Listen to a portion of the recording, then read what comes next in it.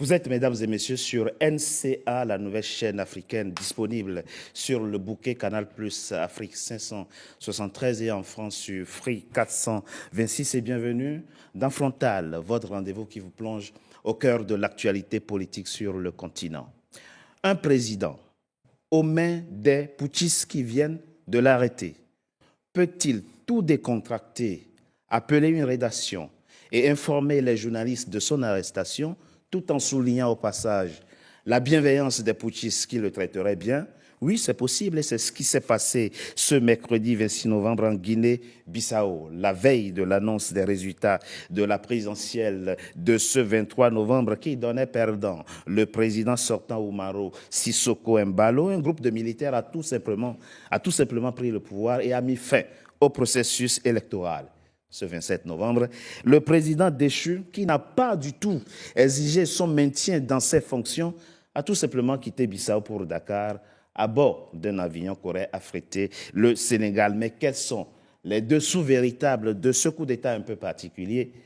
Trois invités avec moi pour en parler. Claude Wilfried Kanga, vous êtes analyste politique, par ailleurs écrivain, auteur de ces deux livres, Le village d'Ineng et Tu dois t'impliquer, le récit d'une folle campagne. Merci Claude Wilfried Kanga d'avoir accepté notre invitation pour décrypter cette actualité bissau-guinéenne.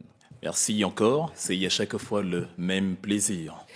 Le plaisir est partagé. Kawin Maïzo, vous êtes journaliste, analyste politique. Merci à vous également d'avoir accepté notre invitation pour nous dire le regard que vous posez sur cette actualité un peu particulière. C'est toujours un honneur d'être invité ici, et même si l'actualité est difficile. L'actualité est effectivement difficile et le plaisir est toujours grand pour moi de vous avoir à ma table. Karine Orio, vous êtes journaliste, analyste et politique, par ailleurs directrice de l'information de Quotient Live. Merci, consoeur. Merci beaucoup, Richard, pour l'invitation. Merci à vous. Claude Wilfried Kanga, on commence par vous. Ce mercredi 26 novembre, il ne manquait que les résultats de deux régions pour proclamer ou pour connaître le nom du président élu. Les bulletins sont déjà arrivés dans la capitale. On attendait que la proclamation. Et un groupe de militaires, tout gentil, si on s'en tient au récit du président, prend le palais d'assaut, arrête le président et met fin au processus électoral. Comment avez-vous accueilli cette actualité bissau-guinéenne? Alors d'abord avec circonspection et surprise, je pense que c'est le cas de plusieurs Bissau-Guinéens d'ailleurs qui se disaient que les choses allaient se dérouler conformément au calendrier. Et donc la population a été plus ou moins surprise de ce coup de force qui, dans les premières minutes, a été vu comme un énième coup d'État dans l'histoire tragique et mouvementée de la Guinée-Bissau. On parle de 4 coups d'État et d'une avalanche de tentatives de coups d'État dont de putsch manqués. Et donc, les Bissau-Guinéens se sont dit « en voilà encore ». Et plus le temps passait, plus les questions que vous venez d'évoquer sur le plateau ont été soulevées, où on s'est dit la configuration du coup d'État prête à confusion. Vous avez évoqué plusieurs éléments, comme quoi le président ne semble pas outre mesure perturbé par ce qui lui arrive, il semble plutôt être serein.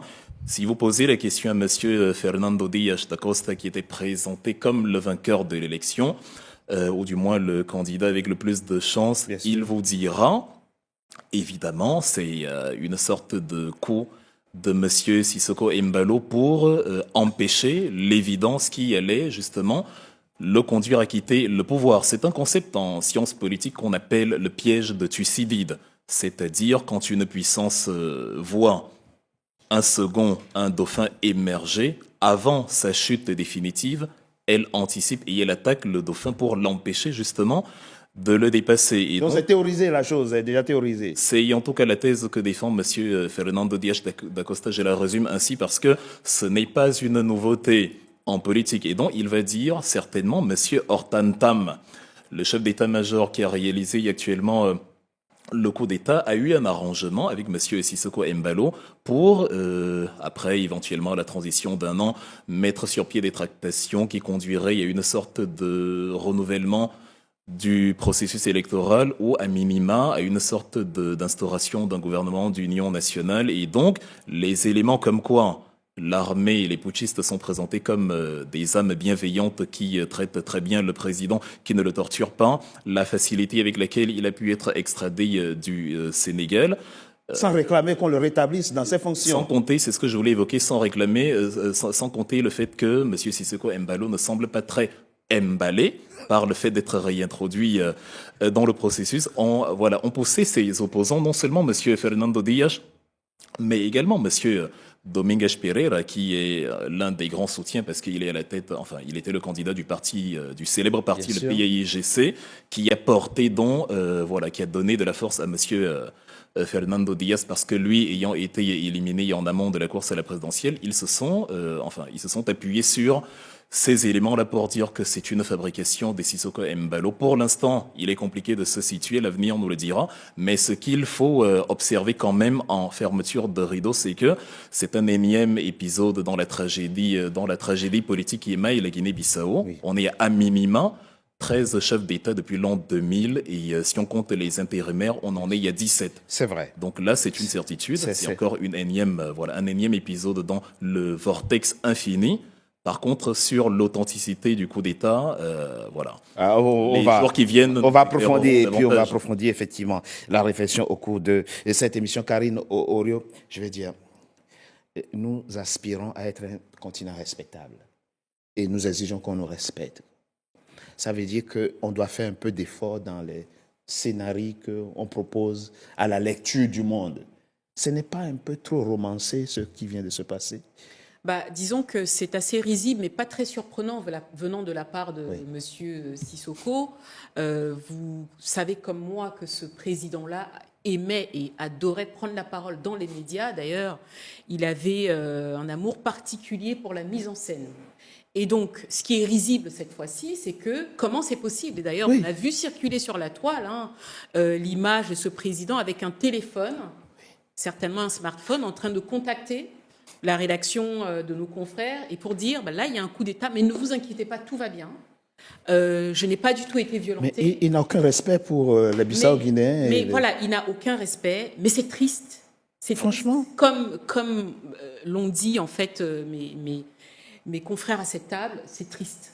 Parce que c'est une image, ce n'est pas que pour la Guinée-Bissau, mais non, c'est pour notre continent. On peut le dire de façon claire, notre démocratie déjà ne va pas très bien, mais que ce n'est pas la première fois. Certes, comme vient de le dire Wilfried, en ce qui concerne précisément ce pays, mais si vous voulez, j'ai envie de vous dire que quand on regarde les coups d'État depuis ces 5 dernières années en Afrique subsaharienne, on a à peu près les mêmes scénarios. C'est-à-dire que, vous vous souvenez au Gabon, make some noise. On a vu cette vidéo, on ne sait pas d'où elle sortait, etc.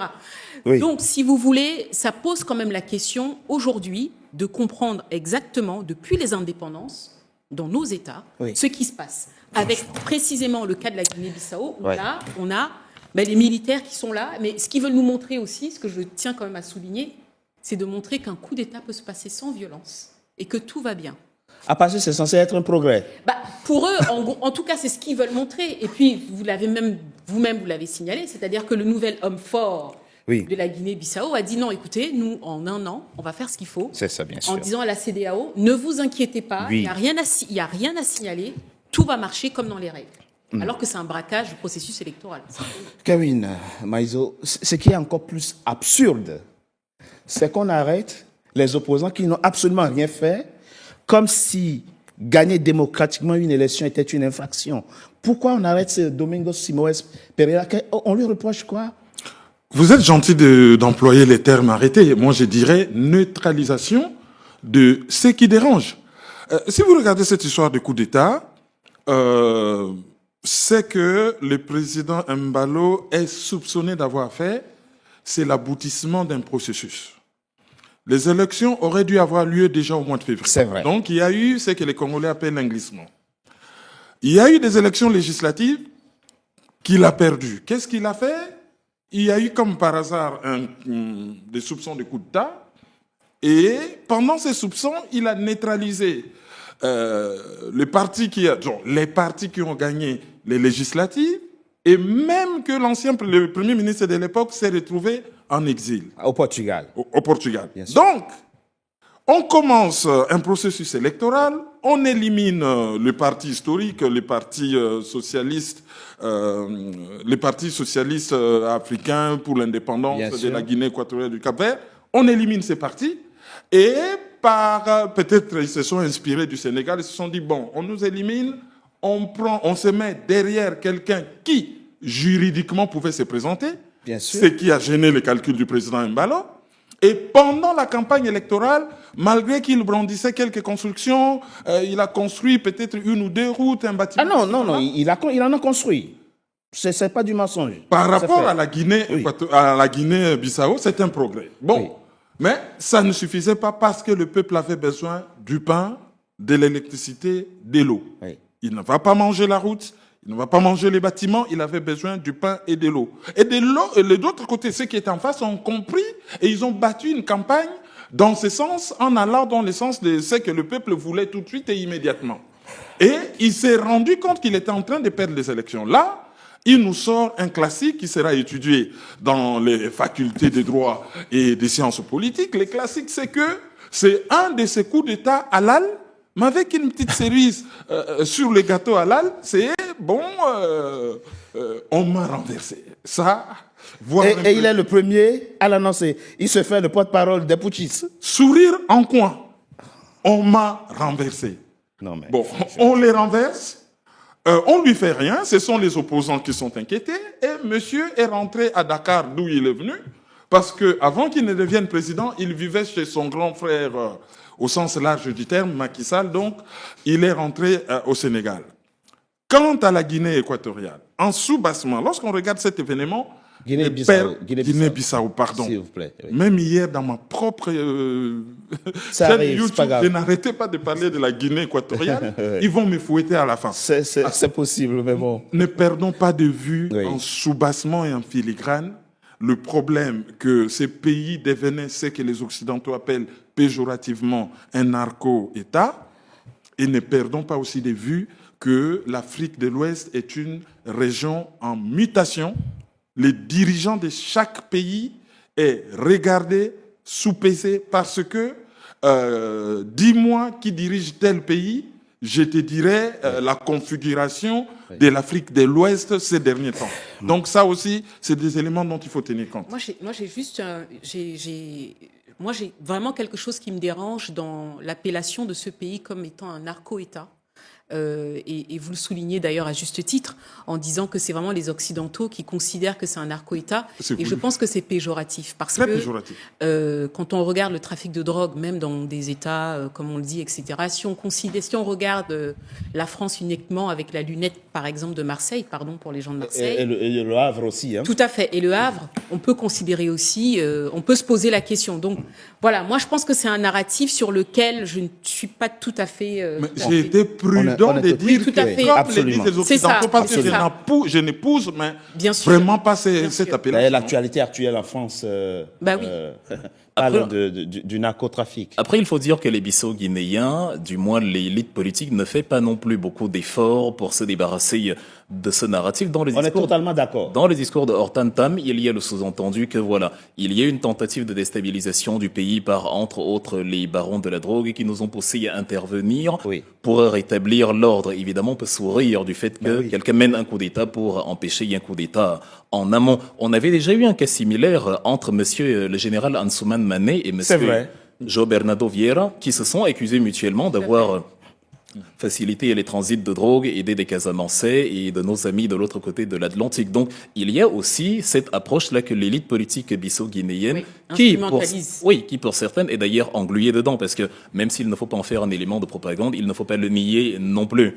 Et donc, eux-mêmes, en premier ressort, doivent se débarrasser de ce narratif, au-delà de se débarrasser justement de la gangrène du narcotrafiquant qui émaille le pays. Et ce qui ne m'empêchera pas vraiment de faire ces commentaires. Les États-Unis menacent d'envahir le Venezuela parce que, selon eux, c'est un narco-État. Mais curieusement, ils ne voient pas la fameuse drogue en Guinée-Bissau. Après, les intérêts ne sont pas les mêmes. Oui, c'est ce que j'allais dire. Un pays est un ennemi historique de l'oncle Sam, l'autre est, on va dire... C'est ce que je voulais justement souligner parce que les gens pensent qu'il est tellement gentil qu'il veut... nous débarrasser du problème vénézuélien. C'est juste Ce qui est curieux, c'est ce manque d'inspiration intellectuelle pour rendre un peu sophistiquée la chose quand même. Pourquoi on insulte l'intelligence des gens comme ça? On nous dit on a découvert une cache d'armes. D'accord, très bien, les renseignements, les services de renseignement auraient découvert une cache d'armes, un dépôt d'armes. D'accord, mais mettez la main, neutralisez les propriétaires de ce dépôt, ça ne nécessite pas un coup d'État. Non, et puis par ailleurs, ce qui interroge aussi, c'est qu'en Guinée-Bissau, on sait la force du pouvoir militaire. Et donc Oui. c'est assez curieux d'utiliser effectivement cette raison qui est grotesque pour dire ça. Donc non, ça ne va pas. Mais encore une fois, cela pose la question toujours qu'on a toujours posée sur ce plateau, c'est de savoir pourquoi on n'a pas des institutions fortes. Parce que finalement, là, le processus a été interrompu avant, sous prétexte que on n'a pas des institutions fortes. C'est-à-dire que... Vous parlez d'institutions, Karine Orio.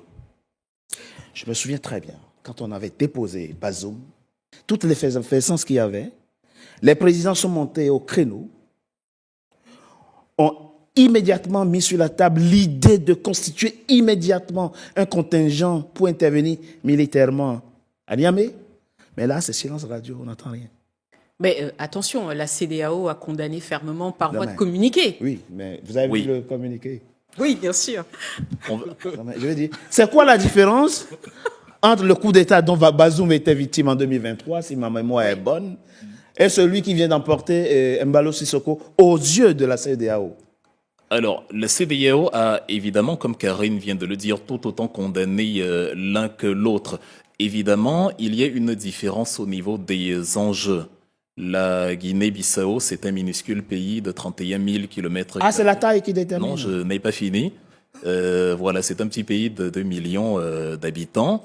Et voilà, du point de vue, même s'il est quand même parmi les 10 exportateurs mondiaux de produits comme la noix de cajou, c'est une économie relativement faible. Le programme national, le programme des Nations Unies pour le développement, le PNUD, a évalué l'indice de développement humain, le rang de la Guinée-Bissau au 177e rang mondial. Et du point de vue, voilà, certes, l'enjeu du littoral, de la pêche et des ressources offshore, c'est un pays qui représente un enjeu bien moindre que ne l'est le Niger avec les gisements d'uranium. Quand vous prenez la mine de Imouraren, vous avez 200 000 tonnes d'uranium très convoitées par Orano qui ne digère pas le fait d'avoir été dépossédé de ces éléments. Vous avez la crainte de l'effet de contagion qui va prendre le Mali, le Niger, bref, et qui peut aussi avoir un effet dominant en Afrique centrale. Vous avez une lecture différente qui va pousser dans les impérialistes sur le cas du Niger à bomber le torse et à vouloir rétablir leur marionnette locale, permettez-moi le terme, sous couvert du retour à l'ordre constitutionnel. En Guinée-Bissau, par contre, on peut avoir cette impression ceux qui peut-être comprennent mieux la situation, même s'ils parlent officiellement de suivre le processus électoral, c'est-à-dire le Portugal qui s'est exprimé, le secrétaire général des Nations Unies, monsieur Antonio Gutiérrez,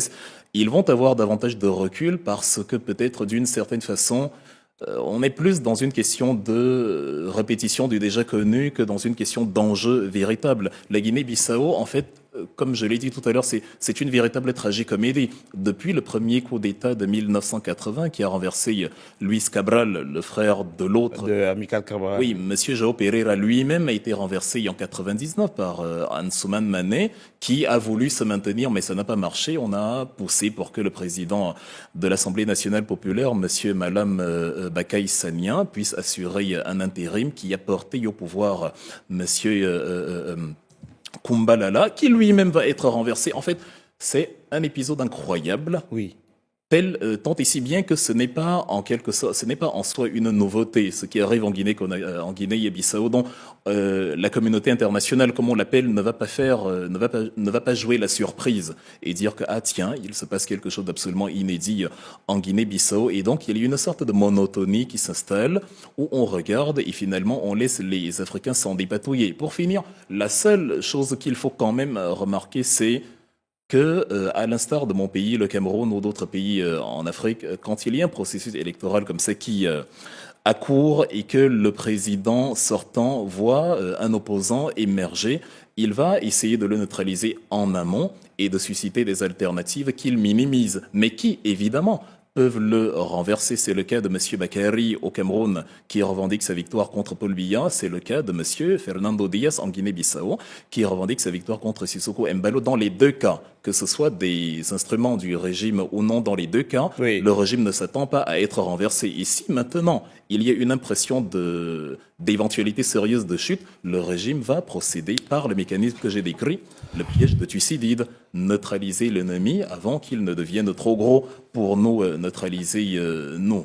Donc c'est un enjeu principalement bissaoïen ou guinéo-guinéen, où la population, j'aime bien les révolutions populaires, où le peuple récupère sa souveraineté. Pour ce qui est des coups d'État, à quelques exceptions près évidemment, pour ce qui est des coups d'État militaires, il est en fait triste de constater qu'en fait la Guinée est dans cette spirale sans fin qui ne semble pas finir. On va approfondir la question après une courte pause, si vous permettez. D'accord, après bien une sûr. pause, à tout de suite. Oui.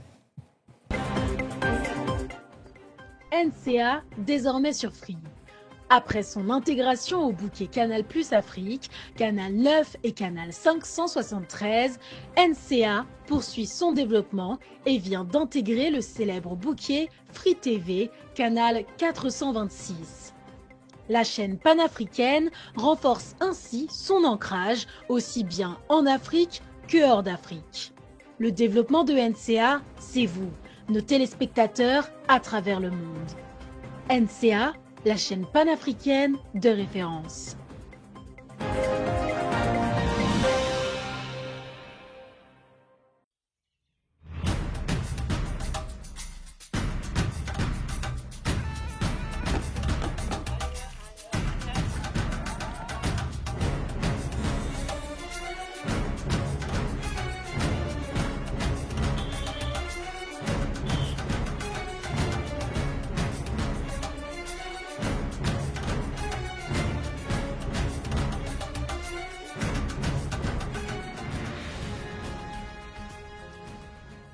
NCA, la nouvelle chaîne africaine. NCA, the New African Channel. Deuxième partie de Frontal, votre rendez-vous politique, dont le numéro de ce jour est consacré à la Guinée-Bissau qui vient de connaître un coup d'État, entre guillemets. On va dire, Karine Orio, nous étions en train d'évoquer la condamnation du bout des lèvres par la CEDEAO qui est beaucoup plus timide, et cette fois-ci par rapport au coup d'État que nous avons connu au Niger. Oui, absolument, mais la nuance que moi j'apporterais, c'est que là, on a appris ce matin que le président Sissoko était arrivé à Dakar. Oui. Mais dans le communiqué qui a été partagé justement par le ministre des Affaires étrangères sénégalais, on voit qu'il y a une implication de la CEDEAO. Comment est-ce qu'il a fait pour qu'on lui affrète donc un aéronef et pour qu'il atterrisse à Dakar? Effectivement, le Sénégal a précisé dans ce communiqué que il participait de façon active à la médiation pour que ça se passe bien, mais c'est l'intervention de la CEDEAO. Enfin, c'est peut-être pas au même niveau. Donc, effectivement, par contre, là où vous avez raison, c'est que on est encore en droit de se poser la question de savoir comment est-ce que cette institution aujourd'hui condamne les coups d'État. C'est-à-dire qu'on a bien affaire à deux poids, deux mesures, parce que quand ça concernait effectivement le président Bazoum, la CEDEAO n'a pas pu réagir de cette manière. Là, en l'espace de 24 heures, en tout cas, on a vu le pouvoir de Embalo Sissoko qui se retrouve tranquillement à Dakar. Non, je pense que les spécialistes et les hauts conseillers et respectables fonctionnaires de la CEDEAO doivent nous expliquer comment ça se fait qu'on exfiltre un président déchu 24 heures seulement après, sans exiger qu'on le rétablisse dans ses fonctions. Il faut qu'on explique, il faut qu'on comprenne pourquoi fait partie aussi rapidement de Bissau le président déchu au lieu d'exiger des putschistes qu'on le rétablisse immédiatement dans ses fonctions. Ouais, on peut raisonner aussi autrement en se disant que la CEDEAO est au courant que le monsieur était en passe de perdre les élections, qu'il a organisé un simulacre de coup d'État. On ne va pas les victimiser, les garder, qui deviennent encombrants comme le président Bazoum pour les militaires qui dirigent le Niger aujourd'hui. Donc pour eux, c'est peut-être un bon débarras qu'il aille ailleurs au Oui, lieu mais- de se retrouver, après avoir procédé à un simulacre de coup d'État, au lieu de se retrouver comme un élément central du jeu politique. Mais maintenant, là où ça dérange par rapport à la CEDEAO, Oui. pourquoi on doit neutraliser des personnes susceptibles d'avoir gagné Une élection. une élection? C'est ça vraiment C'est- la bonne question qu'on doit poser à la CEDEAO. Et puis Claude Wilfried et Kanga, même quand on se place du côté des putschistes, mais je veux dire, quand on dépose un président, on le garde d'abord et on coupe ses relais éventuels. Parce que vous ne savez pas si il est affilié à des groupes ou bien comment l'armée va réagir. Vous ne livrez pas un président déposé 24 heures après. Vous ne lui permettez pas de voyager 24 heures après. Au fond, il faut constater qu'il y a une sorte d'insulte qui est faite à l'intelligence des gens.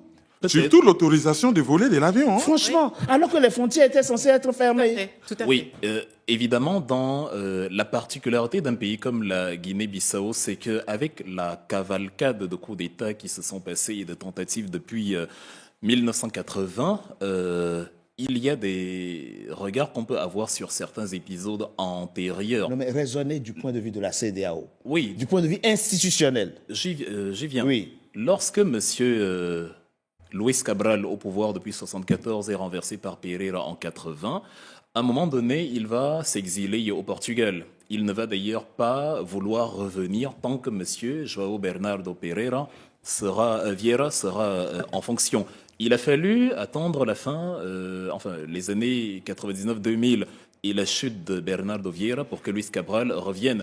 Et il faut retenir que monsieur Vieira lui-même ne reviendra que pour les élections de 2005, 2 ans après le coup d'État de monsieur qui a renversé monsieur Kumbalala en 2003. Donc, la Guinée-Bissau a la pratique de président déchu qui se retrouve à un moment donné hors du territoire. Évidemment, on peut se poser quand même la question dans la mécanique actuelle. Pourquoi cela se passe aussi rapidement et sans heure? Même si je me réjouis du fait qu'il n'y ait pas de sang, qu'il n'y ait pas d'heure, on peut essayer également d'expliquer ça par le fait que des deals qui se passent parfois entre le pouvoir et les putschistes, surtout quand le président déchu est rapidement prêt au compromis, voire à la compromission, on peut lui dire « on t'établit un sauf-conduit ». Si tu ne fais pas d'entourloupe, on t'établit un sauf-conduit et on te laisse littéralement aller et venir si tu acceptes le nouvel ordre. Et cela pourrait être présenté par Embalo comme un élément en disant que, bon, vu que je ne me suis pas opposé, que j'ai reconnu la nouvelle autorité de transition, il ne m'est rien arrivé. Mais de l'autre côté, ce qui semble d'ailleurs plus crédible, c'est quand on observe que M. Domingues Pereira, lui, par contre, il est arrêté. Il est évident que Embalo et le PAIGC ne s'entendent pas du tout. M. Pereira était son adversaire aux élections de 2019 et donc il a été neutralisé pour un motif aussi débile que surprenant, comme quoi il aurait déposé son dossier un peu trop tardivement. On trouve toujours des circonstances. Oui, admettons que cela ait été pertinent de le faire ainsi. Oui, je veux dire, on est dans la continuité justement de l'empêchement de l'autre. Et le fait qu'on maintienne M. Pereira emprisonné et qu'on permette à Mbalo de circuler, c'est ce que je voulais dire quand je disais que ça épouse plutôt la thèse plus probable d'ailleurs que les militaires aujourd'hui, comme Embalo lui-même, ont pour adversaire commun le PAIGC et donc il y aurait une possibilité d'arrangement d'une manière ou d'une autre entre les deux, soit dans l'immédiat de laisser la transition se poursuivre et comme ça il ne t'arrive rien, soit à la fin de la transition d'1 an de réorganiser une élection. On va te permettre de récupérer le pouvoir. C'est la thèse que défend M. Fernando Diaz qui, quand vous lui posez la question, va vous dire qu'il ne croit pas du tout en un candidat. C'est Embalo qui sentant ses défaites venir. Donc ça veut dire que la CEDEAO est complice de cet arrangement. Ce serait très... Parce qu'on aurait pu dire à ces militaires, d'accord, on va laisser filtrer Embalo Sissoko, mais libérer quand même Siméon Pereira. Oui, ou laisser l'ordre constitutionnel. Mais oui, parce qu'il n'a rien... Non, même pas. L'antienne de la CEDEAO, c'est la démocratie, les élections. C'est pour ça que je dis l'ordre. Quelqu'un qui sabote le processus électoral, ne fût-ce que sur ce plan, la CEDEAO devrait monter au créneau pour dénoncer les sabotages du processus électoral. D'autant plus que les résultats étaient prévus pour le lendemain, donc il n'y avait pas 1000 ans à attendre. Non. Et il y avait les observateurs sur place qui, soi-disant, ont été coincés par les coups d'État, dont l'ancien président nigérien Goodluck. Jonathan Goodluck, justement, oui. Et puis qui sont ces militaires? Thomas Djassi, c'est le chef d'état-major particulier du président Embalo, le patron actuel de l'armée. Et Octame Tam, il était le chef d'état-major de l'armée de terre. Ils sont allés en pèlerinage ensemble à la Mecque. Tout à fait. Sans compter le général de brigade Denis Kania, qui a d'ailleurs lu le... Comment on peut faire ça en 2025? Oui, c'est tellement capillotracté que ça fait sourire. Oui, à défaut d'en pleurer, effectivement. Maintenant, qu'est-ce qui va se passer? Il a investi, nous sommes le 28 novembre. Ce matin, il a investi président de la transition pour un an. On sait toujours quand ça commence. On ne sait jamais quand ça se termine. Quand ça se termine. Et quand ça se termine, vraiment, on sait comment ça se termine. Le président de la transition est candidat à la présidentielle. Et naturellement, il gagne. Il gagne toujours. Le président Mobutu avait fait un coup d'État le 24 novembre 1965 pour 5 ans. Il est resté 32 ans. Donc, on va assumer, nous sommes en train d'assister à une situation politique où et la CEDEAO et les Bissau-Guinéens vont assumer le fait que le processus électoral s'arrête net et qu'on ne parle plus jamais des élections. Attention, parce qu'effectivement, comme l'a soulevé mon confrère ici sur ce plateau en disant que Mobutu l'avait fait, tous ceux qui l'ont fait, là, la Guinée-Bissau, aujourd'hui, se retrouve dans une situation économique tellement catastrophique que déjà, ils vont subir les sanctions, puisqu'ils vont être sanctionnés par tous les organismes internationaux, puisque tant qu'il n'y a pas effectivement d'élection, est-ce qu'ils vont rétrocéder le pouvoir aux civils? Ça, c'est la question. Ils se retrouvent quand même avec toutes les aides supprimées. Il faut savoir que la Guinée-Bissau dépend énormément entre des aides de la coopération internationale. C'est vrai. Tout ça. Donc, la situation économique fait que, même si là, en tout cas, le nouvel homme fort du pays souhaite rester aux commandes, il y a quand même l'économie... Il a investi, là. Oui, mais il a promis 1 an. C'est une façon de dire à la CEDEAO, encore une fois, on va régler les choses à notre manière, on va organiser. Mais entre-temps, on ne sait pas quelles sont les négociations qui vont être faites, puisque, vous l'avez dit vous-même, Sissoko n'est pas hors jeu. On ne sait pas ce qu'il va organiser. Il reste encore acteur de... Oui, c'est ça, oui. Évidemment. Oui. Le nouveau général, vous l'avez dit vous-même, ils sont partis ensemble. Oui. Donc, est-ce qu'ils vont s'entendre jusqu'à la fin des 1 an? Est-ce qu'il va vouloir devenir le nouveau chef, réellement, de plein droit? Bon, en tout cas, c'est celui qui, aujourd'hui, satisfait toutes les factions militaires, mais il peut y avoir des mécontentements, en sachant que Sissoko, lui, déjà, ne faisait pas l'unanimité, que vous vous souvenez qu'il avait plutôt créé de la méfiance envers le pouvoir militaire. Donc là, tout est fragile. Mais dans cette fragilité, lorsque vous avez parlé de l'économie, vous vous êtes placé sur un point de vue d'une personne qui se soucie de la population. Oui. Mais si on se plaçait, on regardait les problèmes sous l'angle de la classe politique, tant qu'ils peuvent dealer avec des milieux mafieux qui sont dans les commerces ou les trafics de la drogue. Pas eux tous. Pas eux tous, on ne va pas généraliser. Quelques personnes. Voilà. Du moment qu'ils vont... Parce qu'il y a des Bissau-Guinéens qui font correctement leur travail, qui sont des gens totalement intègres et qui ne donnent pas dans le deal. On parle de la classe politique, oui, surtout les militaires qui viennent de faire un coup d'État. Oui. Donc pour eux, je ne pense pas que le bien-être de la population soit leur priorité. S'ils ont d'autres leviers, malgré les sanctions, ils peuvent se faire l'argent. Entre autres, l'argent facile. Par exemple, la drogue, ils peuvent s'en contenter au détriment de la population. Ça aussi, il faut en tenir compte, parce que la CEDEAO, le Fonds monétaire international, risquent de frapper cette pauvre population qui est victime. C'est vrai, les sanctions, effectivement, parce que ça frappe beaucoup plus la population que les dirigeants. Absolument. Donc il faut chercher quelque chose qui frappe directement les dirigeants pour que l'on puisse sortir par les hauts de cet épisode. Vous l'avez dit, Antonio Guterres a fortement condamné ce coup d'État. On peut considérer que lui n'est pas dans le coup. On va dire l'Union européenne aussi. Il y en a pas marre, en tant qu'intellectuel africain, d'être témoin de ces genres de situations où c'est toujours nous qui avons problème et que les autres condamnent, demandent le rétablissement de l'ordre constitutionnel. C'est devenu à la fois, c'est pas devenu à la fois facile et gênant. Si, c'est devenu même redondant. Oui. La Guinée-Bissau semble, c'est peut-être un mot fort que je vais utiliser, la Guinée-Bissau semble un peu maudite avec cette histoire de coup d'État, En ce sens où même son indépendance de septembre 74 intervient à la suite d'une révolution dans la métropole. On n'a pas beaucoup de cas comme ça où la métropole libère ses colonies après y avoir été elle-même victime d'une révolution. C'est en 74 qu'a lieu la fameuse révolution des œillets qui fait tomber Marcelo Caetano, qui lui-même avait profité de l'AVC et qui avait opéré un coup d'État scientifique envers M. Antonio de Oliveira Salazar, qui va donc définir une nouvelle république au Portugal avec M.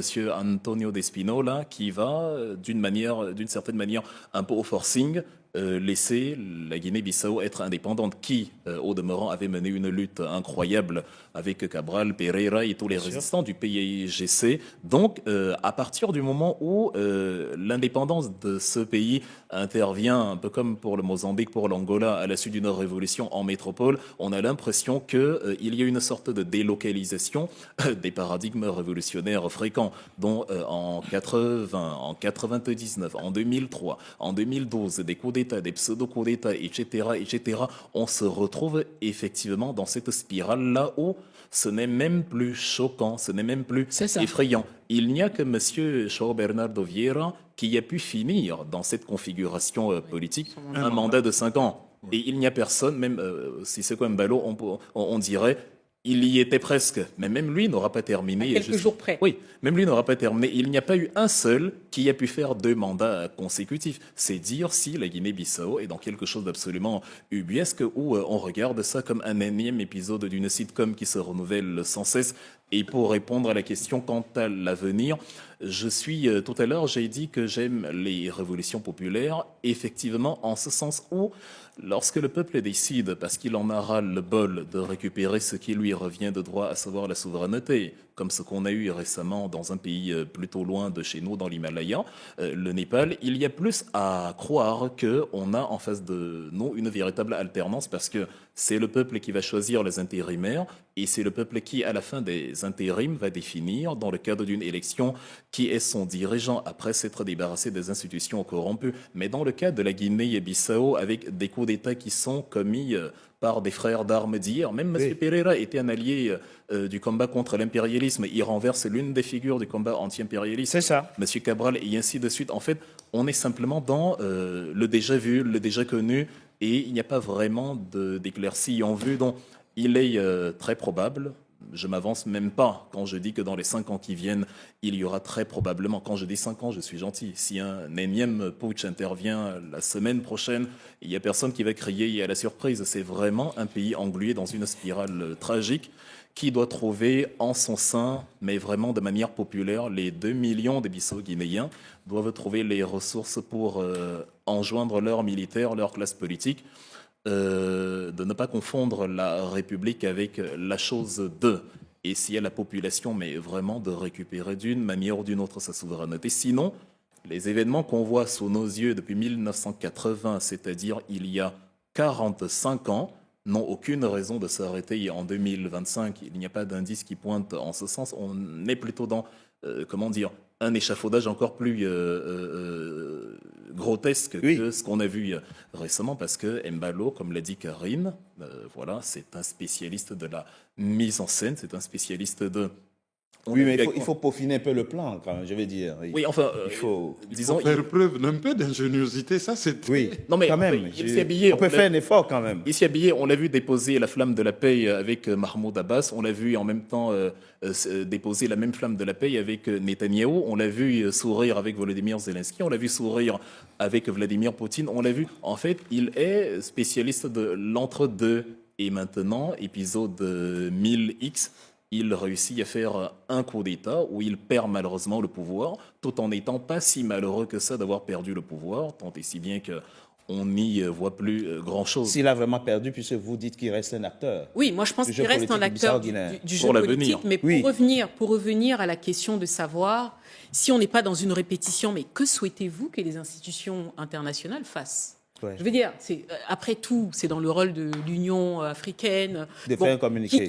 qui doit quand même un peu, à qui on reproche un certain nombre de choses. Mais je veux dire, l'Union européenne, qu'est-ce qu'elle peut faire d'autre ?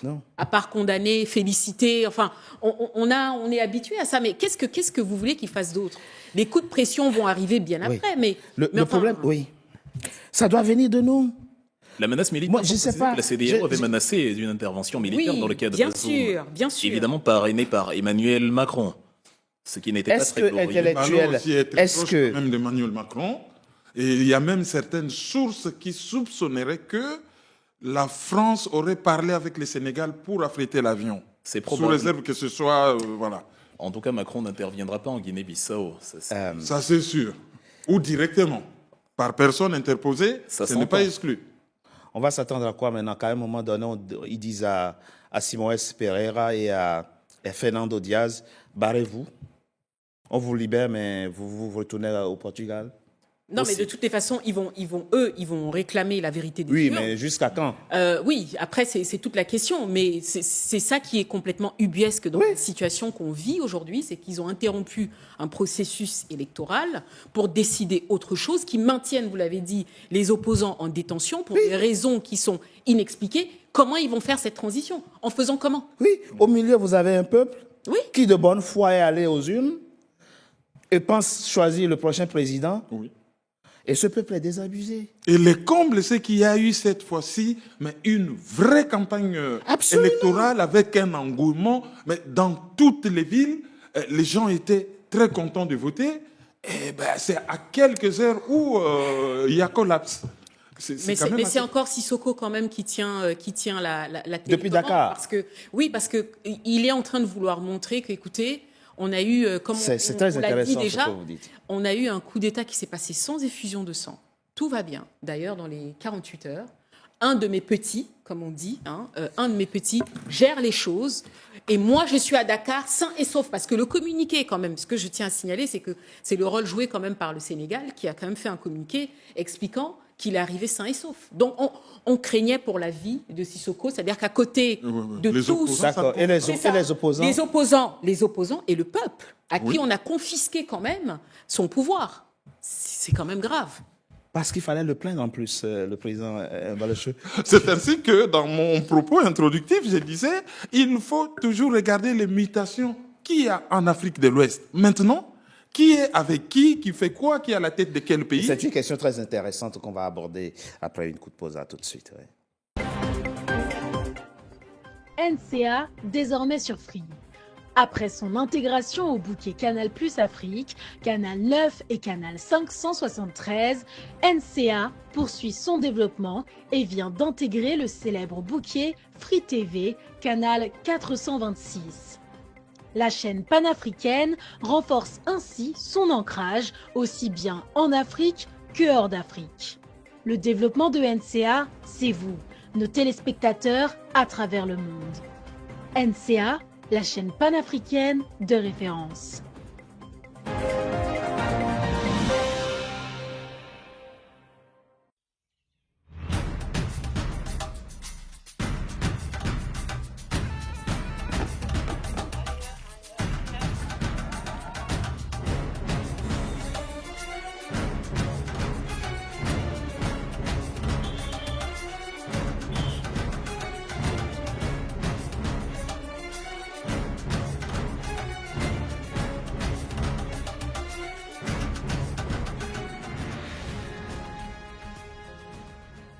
NCA, la nouvelle chaîne africaine. NCA, the New African Channel.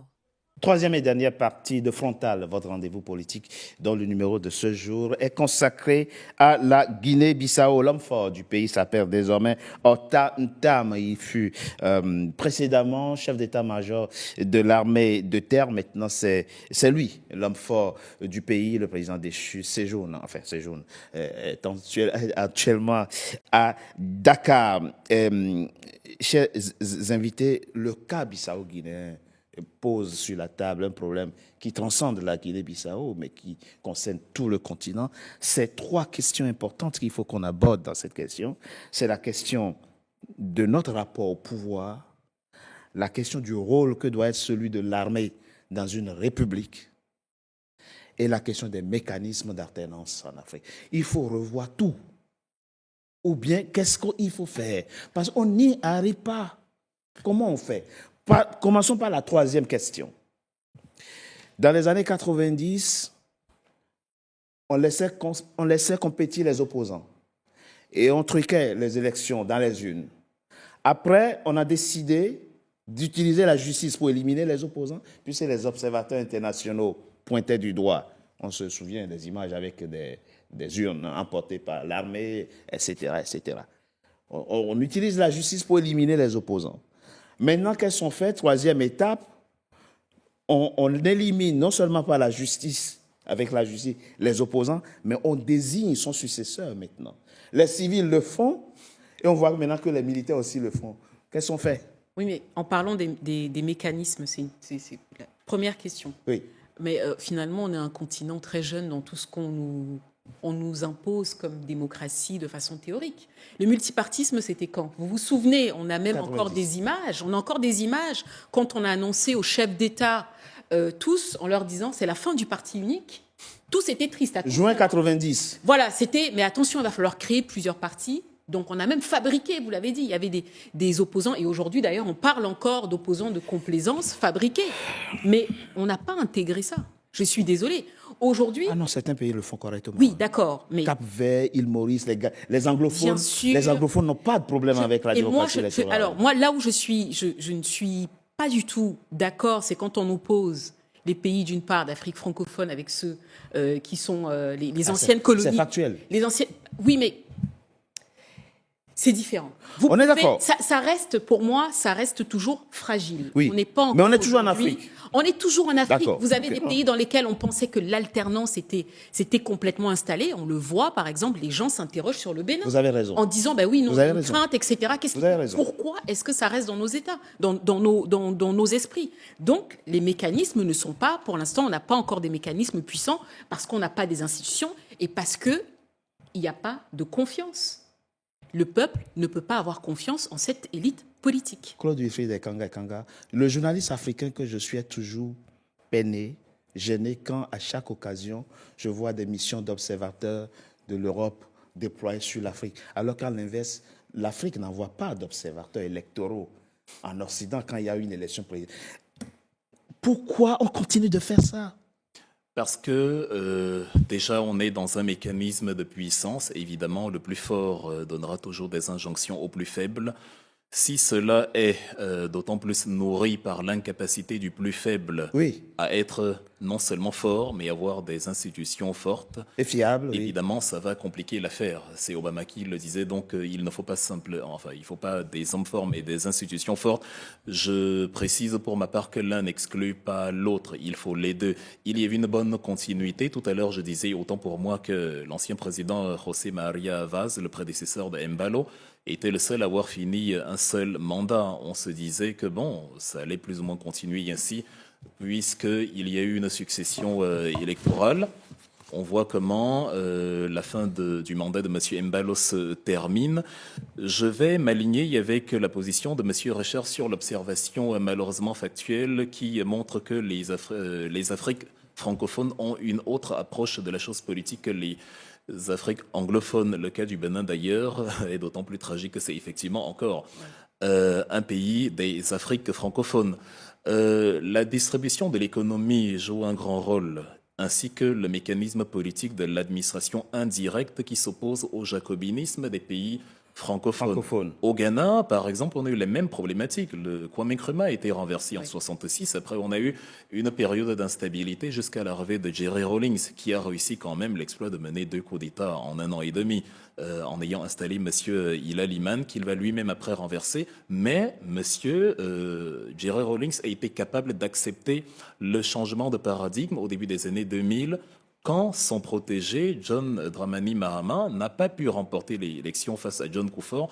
Il a accepté, il n'y a pas eu de coup d'État, il n'y a pas eu de remous, et le Ghana a amorcé une belle phase qui dure encore aujourd'hui. C'est d'ailleurs le cas de beaucoup de pays anglophones. Par contre, les pays francophones ont une conception très centralisée, très jacobine du pouvoir, où c'est littéralement vu comme la chasse gardée d'une certaine caste. Quand tu y ajoutes, comme j'ai dit, quand tu y ajoutes la construction économique, où on va se focaliser non pas sur le made in et la production industrielle, mais plutôt sur la commercialisation de la matière première, donc sur les services et évidemment la fonction publique, ça va générer une classe sociale qui vaudra tous azimuts arriver aux affaires et y rester, parce qu'il n'y a pas beaucoup d'alternatives de se remplir les poches. Donc La politique devient un domaine d'enrichissement. ça devient Un gagne-pain. le business plan par excellence, qui fait que même un pays comme la Guinée-Bissau, qui certes n'est pas anglophone, n'est pas francophone, mais est plus francophone quand même que anglophone, qui a une réalité davantage similaire à celle des autres enclos de la métropole française. On en arrive donc à cette même considération de la politique, où à un moment donné, chacun pense qu'il est le meilleur, il est l'homme de la situation, et quels que soient les motifs que chacun va évoquer, Oui. évidemment, l'enjeu, en fait, c'est de rester. Je parlais tout à l'heure du général Ansouman Mané. À côté, ce que M. Hortentam fait, c'est léger. C'est Parce ça, qu'Ansouman Mané c'est soft, effectivement. oui, il avait proposé une transition de 10 ans. Heureusement, il y a eu une fronde de partis politiques en 98-99 qui lui ont dit c'est hors de question. Et c'est ainsi que M. Bakaï Sania a pu assurer... Mais on n'est qu'au début, hein, Wilfried, hein, pardon. Oui, Pour non, l'instant, mais évidemment, il y a possibilité, comme à la Oligingema... On ne sait jamais quand ça finit. Oui, à la Déby, non, il y a une possibilité elle est d'ailleurs très probable, s'il ne se fait pas renverser en amont, il y a une possibilité qu'il prolonge son fameux mandat de 1 an si on ne fait pas revenir Sissoko entre-temps. Mais avec Ansouman Mané, il n'a même pas cherché à prendre des gants, il n'a même pas cherché à bifurquer. Claude Wilfried, qu'est-ce qu'on fait? Qu'est-ce qu'on fait? On éduque le peuple à faire comme ce que je viens d'évoquer. La fronde des partis politiques a empêché un général d'armée de transformer une transition en une période supérieure au mandat en soi. Il faut que les Bissau-Guinéens, qui sont 2,5 millions, j'ai évoqué il y a 2-3 reprises mon pays, le Cameroun, je pense qu'on est dans la même problématique. À un moment donné, quand les institutions ne fonctionnent pas, quand les hommes ne sont pas crédibles, il faut que le peuple se soulève et justement récupère sa souveraineté et exige de lui-même la mise en place d'institutions qui ne seront plus violées parce que surveillées par ce peuple-là, qui sera prêt à refaire la même chose à chaque fois qu'un aventurier confondrait les institutions de la République avec sa chasse gardée personnelle. Ils seront massacrés. Si cela n'est pas fait, La répression. on va dire que... Enfin, et ça va être qualifié d'insurrection, Ben ça va oui. être qualifié de tout ce qu'on entend déjà. je suis en train d'élaborer un mécanisme qui n'est pas facultatif, pas un mécanisme qui me fait plaisir. La continuité de la spirale que nous observons en Guinée-Bissau C'est ça. est infinie. Si cela n'est pas fait dans ce cas de figure, la République française dans laquelle nous vivons a dû affronter les mêmes démons. On est d'accord. Après l'instauration de la monarchie absolue sous Louis XIV, on a eu une volonté de continuité sur ses successeurs, jusqu'à Louis XVI, qui s'est heurté à une population qui lui a dit « ça finit avec toi ». On est d'accord. Et quand un Charles X a essayé le coup 41 ans plus tard, la révolution de juillet, Donc, ça veut dire ce dire que le même. vous êtes en train de nous expliquer, Claude Wilfried et Kanga, même que le Sénégal y est nous passé. n'avons pas encore atteint la maturation sociologique, politique nécessaire pour nous en tenir aux règles définies et qu'à chaque fois, il faille passer par une révolution, voire une révolution violente pour obtenir Non, l'alternance. en une phrase, le pouvoir est actuellement entre les mains des élites politico-militaires en Afrique. Oui, Il n'est pas encore entre les mains du peuple. Révolution populaire n'est pas révolution violente. Lorsque le peuple oppose aux despotes qui sont au pouvoir la force du nombre, il est parfois possible qu'on assiste à un vrai renversement sans la moindre effusion de sang. Maintenant, il faut en prendre conscience et il faut évidemment que l'émulation atteigne la masse critique concernée. C'est plus facile à dire qu'à faire. On n'est pas dans la naïveté de dire que ça se passe en un claquement de doigts, mais si on pose les questions comment avoir une Afrique où les dirigeants respectent les institutions, c'est en construisant une Afrique où les dirigeants craignent le peuple. Oui. Pour l'instant, c'est Oui. l'inverse. sauf qu'il y a un malentendu en ce moment. Le malentendu qu'il y a, c'est que on fait croire au peuple que c'est lui qui exerce le pouvoir. Oui, effectivement. C'est ça le problème. Mais il n'a Donc- pas les cratères Mais il n'a sans mais soi, c'est ça. donc il Mais n'exerce c'est- pas les Voilà, donc pouvoirs. on est dans ce malentendu-là. Et on dit, les députés à l'Assemblée nationale, ce sont vos représentants de toutes les façons, c'est vous qui avez le pouvoir. C'est ce qu'on dit. Et donc, le débat est biaisé, du coup, finalement. Ça veut dire qu'il n'y a pas de réforme possible, de révolution possible qui nous permette de corriger notre rapport à la démocratie électorale. La révolution qu'on peut faire, c'est avec la société civile, faut commencer un travail de fond de l'éducation de la masse. Normalement, si on demandait aux politiciens de modifier les programmes dans les universités, Non. ils ne vont pas vouloir... Kevin Maïzo, comprenons-nous bien. En ce moment, les Bissau-Guinéens sont allés voter. Ils n'ont fait aucune erreur. Ils ont fait ce qu'on leur a dit de faire. Ils ont voulu exercer le pouvoir. Il y a quelques 4 individus qui ont pris d'assaut le palais de la présidence, qui ont caporalisé le processus électoral et disent, voilà, nous sommes désormais vos présidents, vos représentants. C'est ce qui se passe. Oui, mais donc, c'est ainsi éducation que de je dis- masse pour dire quoi? Non, j'ai dit en longueur. En longueur, il faut éduquer la masse. Mais tout de suite là, s'il n'y a pas un leader de la société civile qui peut faire soulever la population pour dire enough is enough, ça va continuer parce que la population est dans une espèce de léthargie. Ils vont se faire massacrer. Vous le savez. Bah, moi, je pense que on a pour aller vu dans la ce qui est- continuité, oui. aller dans la continuité, il faut d'une part l'éducation effectivement de la société civile, mais il faut qu'on éduque aussi nos militaires. Le problème, il est à quel niveau? Effectivement, vous vous rendez compte, alors pas dans le cas précis, vous vous rendez compte qu'il y a un problème, le pouvoir va être confisqué ou qu'il y a un soupçon de coup d'État. Mais pourquoi ces militaires, donc qui sont censés faire régner l'ordre, veulent tout garder à eux? Car Ils veulent conserver les le civils pouvoir. aussi veulent tout garder à eux. Non, mais c'est pas ça. C'est pas que les Mais militaires. non, mais Il n'y a pas non, que mais les coups d'État on ne peut pas militaires. comparer. On ne peut pas comparer la société civile et les militaires. Les militaires ont des armes. La société civile, excusez-moi, elle est démunie. Non, je Elle parle a- des chefs d'État civils. C'est pour ça que vous avez posé la question de savoir qui il faut éduquer. Oui. Moi, je vais dans le sens. Wilfried a dit il faut que le peuple soit éduqué. Mon confrère a dit la même chose. Il faut une éducation. Mais vous avez raison, effectivement. Mais il y a le oui. peuple d'une part, mais il y a aussi nos militaires. Oui, on est d'accord. C'est-à-dire qu'ils peuvent à un moment donné dire, écoutez, nous, mais attendre effectivement que le processus électoral aille jusqu'au bout, faire leur travail en disant, mais non, là, vous avez essayé de tripatouiller, et maintenant, au lieu de confisquer le pouvoir, parce que comme on le disait tout à l'heure, c'est des transitions qui se transforment en finalement une éternité au pouvoir. Et c'est là où ça devient problématique. Parce qu'on rêve, hein. Si, Mais bien les sûr qu'on est en militaires, train de si les rêver. militaires pouvaient intervenir pour, par exemple, 3 mois, en disant on met juste de l'ordre, 3 mois, on peut comprendre. Parce qu'on est en train de dire, il faut éduquer le peuple. Mais qui va éduquer? Les éducateurs, là, c'est où? Ils sont où? Ben, c'est dans la société civile qu'il faut des vrais leaders, des fortes personnalités. Mais ils sont dans la on a la société chance civile. C'est d'avoir pas des eux qui ont le réseaux pouvoir. sociaux, sans passer par les circuits institutionnels ou traditionnels. On a la chance d'avoir des réseaux sociaux. C'est à ce niveau que les choses doivent se Au jouer. fond, Là, c'est- le petit avantage qu'on a, c'est qu'actuellement en Afrique, va arriver au pouvoir une génération qui n'a pas été en contact directement avec la colonisation. C'est déjà un petit avantage. C'est vrai. Ils réfléchissent autrement parce que l'ancienne génération, elle a réussi sa mission de nous ramener à l'accession à la souveraineté internationale pour la plupart des pays. En fait, Cette mission, on l'a réussi.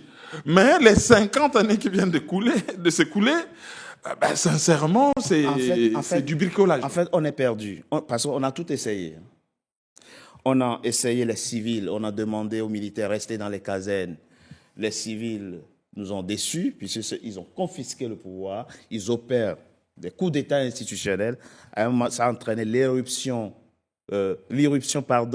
des militaires sur la scène politique. On n'est pas content non plus. On veut qu'ils retournent dans les casernes. Finalement, on fait quoi?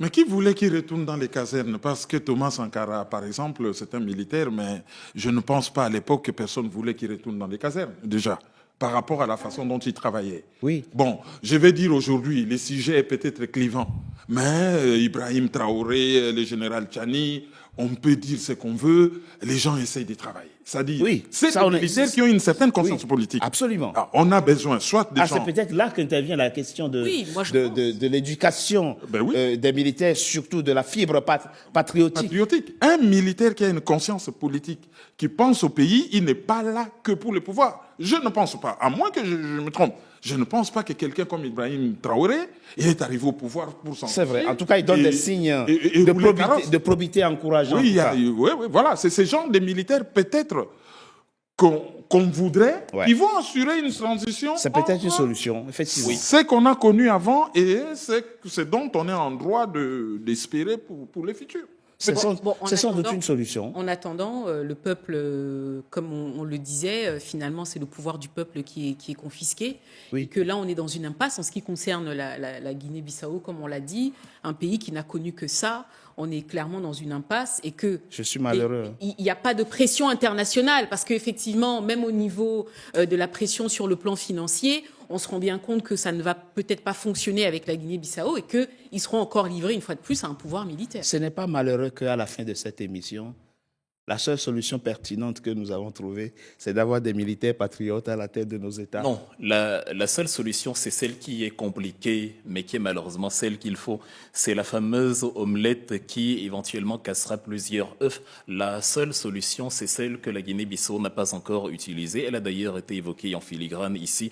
L'éducation populaire qui va conduire à la révolution populaire, la vraie. La révolution populaire ne signifie pas guerre civile. Ça signifie que le peuple rappelle à ceux qui sont aux fonctions que, en fait, c'est nous qui avons le pouvoir. Ce n'était pas un slogan quand le président américain Abraham Lincoln considérait la démocratie, la vraie, comme le gouvernement du peuple, par le peuple et pour le peuple. Ceux qui dirigent, plutôt que d'être appelés chefs, comme dans notre sociologie africaine, on a intériorisé le pouvoir comme étant la possession personnelle de celui qui est actuellement aux affaires. On doit créer une éthique sociale où c'est le dirigeant qui sent le souffle chaud du peuple, H24 derrière son cou, et qui sait qu'à la moindre. Excusez-moi d'apporter cette nuance pour que vous en teniez compte.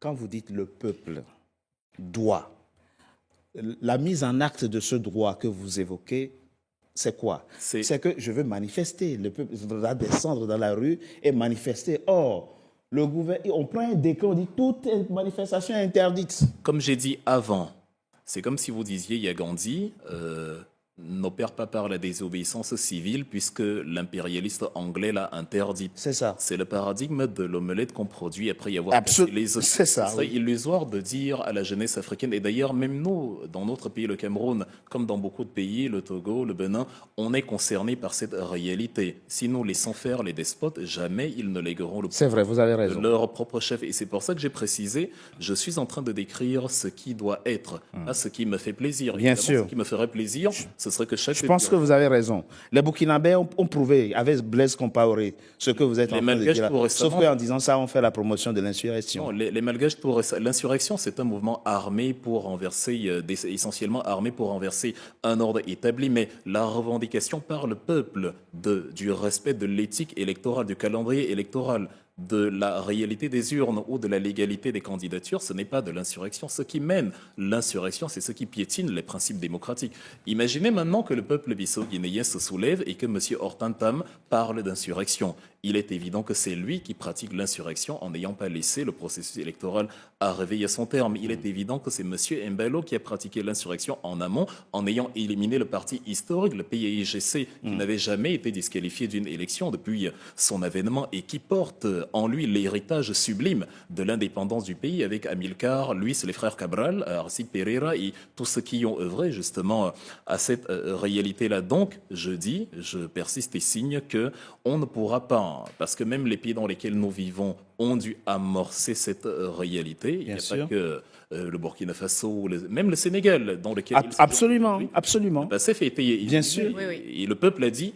On ne va pas accepter que des gens confondent l'ordre constitutionnel avec leurs caprices personnels. Absolument. Donc, je dis qu'il n'y a pas d'échappatoire à cela. On est d'accord. C'est pas pour dire que c'est facile et que c'est revient en claquant des doigts. C'est pour dire que si on veut sortir de cette spirale-là, c'est ce qu'il faudra faire. Pour l'instant, en Guinée-Bissau, chaque militaire, chaque homme politique ne craint que les autres militaires et les autres hommes politiques. Pour l'instant, le peuple ne sert que de faire valoir et de bétail électoral, le terme est grave mais réel, pour justement faire on est totalement d'accord et des autres. Donc quand les 2 millions de Bissau-Guinéens amorceront le sursaut d'orgueil qu'on a observé au Sénégal, qu'on a observé à Madagascar et qu'on n'observe pas encore dans les mêmes proportions au Cameroun, les Bissau-Guinéens pourront rêver d'un avenir différent. On est totalement d'accord. En tout cas, c'est théorisé.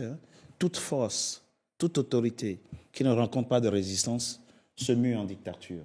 C'est un axiome mathématique. C'est un axiome mathématique. Merci à vous d'avoir participé à cet échange. Claude Wilfried Ekanga, tu dois t'impliquer. Le récit d'une folle campagne, ça c'est une autre histoire dont on pourrait parler une autre fois. Le village d'Ining, j'espère que je prononce bien.